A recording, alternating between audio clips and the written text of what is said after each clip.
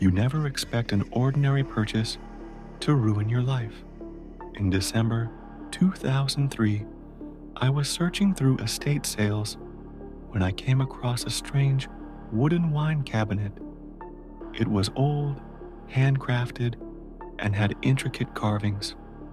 Something about it felt off. It was heavy, much heavier than it should have been. And when I opened it, the air inside smelled rotten, like mold and something else. Ammonia.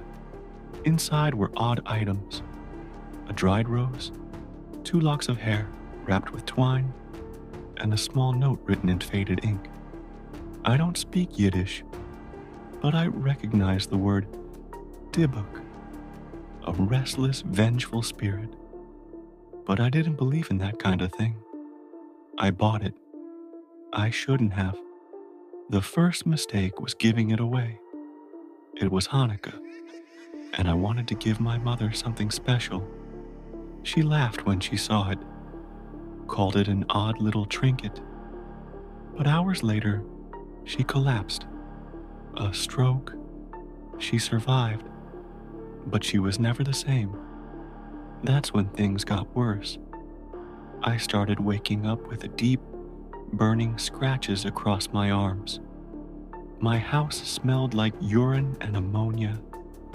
No matter how much I cleaned, I saw movement in the corners of my eyes, black shadows that weren't there when I turned my head.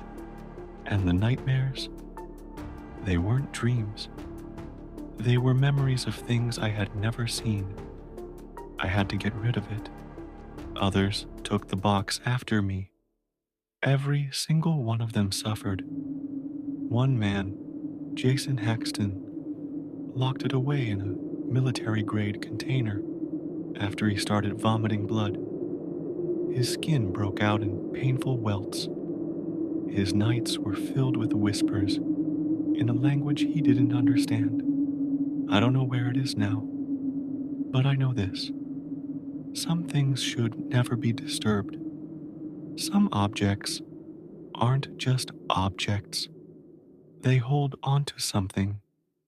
And if you ever come across a small wooden wine cabinet with Hebrew carvings, don't touch it, because whatever is inside, it's waiting.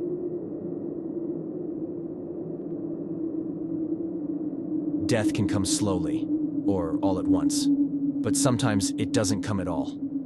It was the coldest night of the year. December 1980. I was 19, driving home through the frozen backroads of Minnesota. The snow was thick, the wind howling, and I was alone. Then my car skidded. The engine died. The headlights flickered and went out. I was stranded, miles from anywhere. But I knew there was a house not far away. My friend's place. If I could just get there. I walked. The cold burned at first, biting into my skin. But after a while, it didn't hurt anymore. My legs felt heavy, my breathing slowed. And then, nothing. The world went dark. I don't know how long I lay there in the snow. But the next thing I remember was waking up.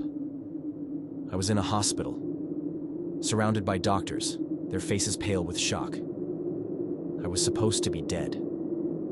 They told me I had been found completely frozen. My skin was like solid ice, my body stiff, my heartbeat undetectable.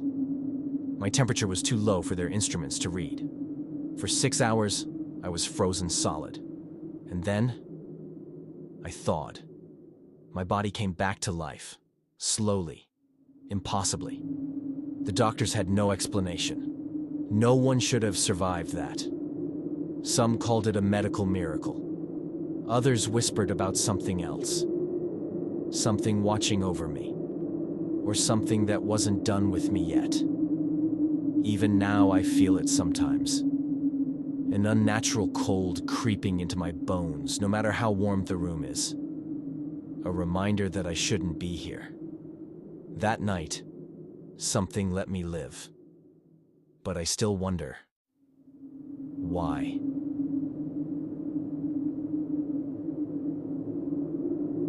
There are places you don't walk alone, there are faces you don't trust, and there are killers who never get caught.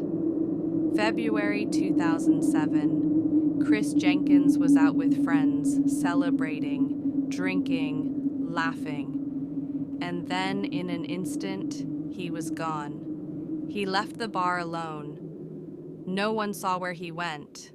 He never came home. For 4 months, his family searched. Flyers, news reports, hope fading with each passing day. Then a body was found, floating in the Mississippi River, Chris. But something was wrong. He was still fully clothed. His arms were crossed, almost posed. Drowning victims don't look like that. And near the spot where he was found, a smiley face was painted on the wall. Not the first, not the last.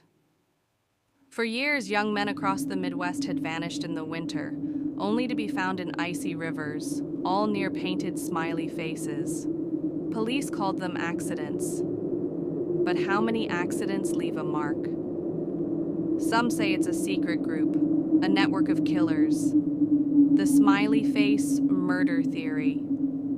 Others say it's something even worse, something ancient, something that calls men to the water, lures them in, and never lets them go. The case remains open. The killers, if they exist, are still out there. And if you ever see a smiley face spray painted near a riverbank, turn around and run. Some things can't be explained. A box that ruins lives. A frozen body that refuses to die. A pattern of deaths hidden behind innocent graffiti. Are these just eerie coincidences, or is something darker at play? Either way, the next time you feel a chill down your spine, the next time you wake up with scratches you can't explain, or the next time you see a smiley face staring back at you from the shadows, remember these stories and know that sometimes the horror is real.